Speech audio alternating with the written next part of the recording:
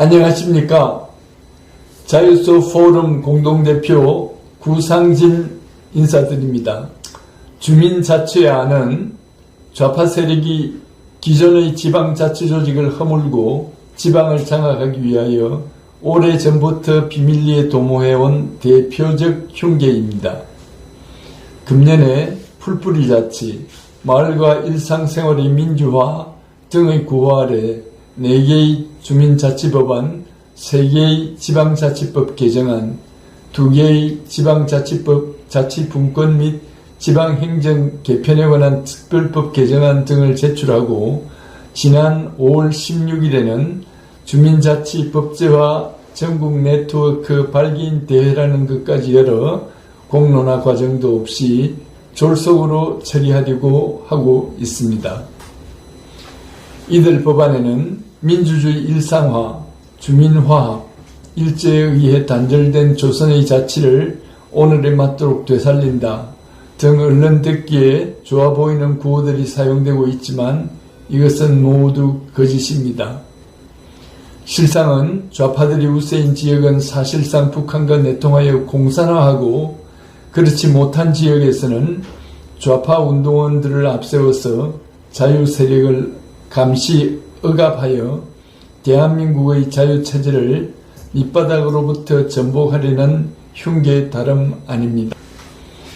제안된 주민자치조직은 과거의 반상회와 같이 단순히 지역 공동체의 현안을 의논하는 조직이 아니라 엄청난 권한을 가진 작은 독립정부라 할 정도의 독립법인입니다. 재정적으로는 국가와 지방자치단체로부터 특별회계 등 재정지원을 받을 뿐만 아니라 독자적으로 수익사업은 물론 기부금도 받을 수 있으며 국공유재산에 대한 우선 매입권과 무상사용권까지 가지고 있고 남북교류 협력에 관한 법률 등 다른 법률의 변경 정도에 따라서는 남북교류에 관한 법적 당사자가 되어 북측에 재정지원을 할 여지도 없지 않습니다. 중앙지방의 모든 행정기관에 대하여 주민에 대한 정보를 요구할 권한도 규정하고 있고 신념의 차이에 대한 차별 금지를 규정함으로써 공산주의자의 활동도 보장할 여지를 두고 있습니다. 주민자치회는 지역의 개발, 문화진흥, 사회보장, 보건의료, 교통안전, 체육진흥, 문화예술교육, 평생교육 등 계획을 주도하도록 되어 있어 정부의 권한을 상당 부분 나누어 가지도록 되어 있습니다. 그런데 이와 같이 중대한 주민자치회의 구성과 운영은 매우 비민주적입니다. 주민자치조직의 최고 기구는 주민총회인데 총회의 구성원에는 주민뿐만 아니라 주민이 아니면서 그 지역에 직장을 둔 정교조 교사, 민노총 노동자, 그리고 그 지역에 거주하는 중공인 등 외국인도 포함되도록 하고 있습니다. 이것은 국민주권주의, 국민의 공무 담임권, 법 앞의 평등 등 헌법을 위해 위배됩니다. 주민자치조직의 집행기구는 1차적으로 주민자치회이고 전국적으로는 사무국인데 주민자치회의 회원은 추첨으로 선정하는 것으로 되어 있고 사무국 구성원은 지방자치단체장이 임명하도록 제안하고 있어 전혀 민주적이지 않습니다. 그 위에 총회의 성립요건, 운영방식 등 구체적인 사항은 조례로 정하게 하고 있고 위 발기인 대회에서 거론된 내용을 보면 사실상 주민은 배제하고 좌파 세력이 그동안 양성해둔 소위 자치 전문가 등 좌파 운동원들이 전행하도록 추진되고 있는 것입니다. 이로 미루 볼 때 주민자치회는 과거 6.25 때 인민위원회나 소련 공산정권 태동 시의 소비에트와 같은 것이 될 위험이 많습니다.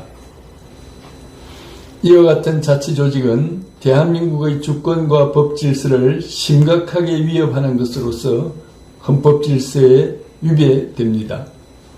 나라의 법 질서는 언제나 반드시 통일적이어야만 합니다. 나라에는 헌법, 법률, 시행령, 조례 등 여러 종류의 법규가 존재하지만 이것들은 모두 상위 법규의 위임에 의해서 상위 법규의 범위 내에서 제정되어야 하는 것이고 그렇지 못한 법규는 무효입니다. 그리고 모순되는 두 가지의 법 질서를 주장하는 것은 결국 내란에 해당되는 것으로서 허용될 수 없습니다. 대한민국에는 헌법과 법률 조례 등으로 중앙정부와 지방자치조직이 갖추어져 있습니다. 제한된 지방자치조직은 정부 및 기존의 지방자치조직과 상당 부분 중첩되거나 모순됩니다. 그 위에 227개의 시, 군, 구, 기초의회에 대하여 무용론까지 나오고 있는 상황에서 3,400여 개의 읍면동을 독립법인으로 만들어서 많은 권한을 부여하고 국공유재산까지 넘긴다는 것은 불합리한 일로서 국가 해체를 통한 공산화를 꾀하는 것이 아니라면 그 취지를 짐작할 수 없습니다.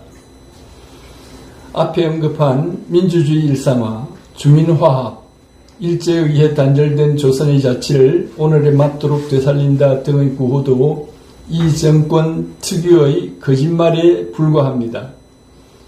앞에 밝힌 바와 같이 지극히 비민주적인 장치가 민주주의를 일상화하는 데 도움이 될 리 없으며 좌파 운동원들이 주민의 정보까지 확보하여 자유인사들을 감시하는 것을 주민화합이라고 할 수도 없습니다. 조선은 토지와 사람이 모두 국왕의 소유물이어서 실록에도 수십 회나 왕을 민주, 즉 백성의 주인이라고 기재하고 있는데 조선에 주민의 자치가 있었으나 일제에 의하여 단절되었다는 것도 말이 아닙니다. 또한 주민자치회 설치 등은 법률에 의하여야 하고 행정안전부 장관은 그 시범 실시를 할 수 있지만 시범 실시되는 주민자치회는 지방자치단체의 사무를 처리하지 못하게 되어 있는데도 불구하고 행정안전부 장관의 시범 실시 조치도 없이 이미 여러 지방자치단체가 조례로 많은 주민자치회를 사실상 운영하고 있는데 이 또한 내란적 상황이라고 하지 않을 수 없습니다. 이와 같이 조금만 되새겨보면 드러날 거짓말을 농해가면서 실정법도 위배하고 공론화 과정도 없이 집요하게 주민자치회를 추진하는 이유가 어디에 있겠습니까? 한편으로는 다가오는 대통령 선거에서 일선 좌파 조직을 통하여 주민을 직접 감시 통제함으로써 부정선거를 하는 것, 나아가서 북에 내통한 해방구를 제도화하는 것 이외에는 저로서는 합리적인 목적을 생각해내기 어렵습니다. 이와 같이 주민자치 기본법안은 대단히 위험하므로 반드시 저지해야 합니다. 감사합니다.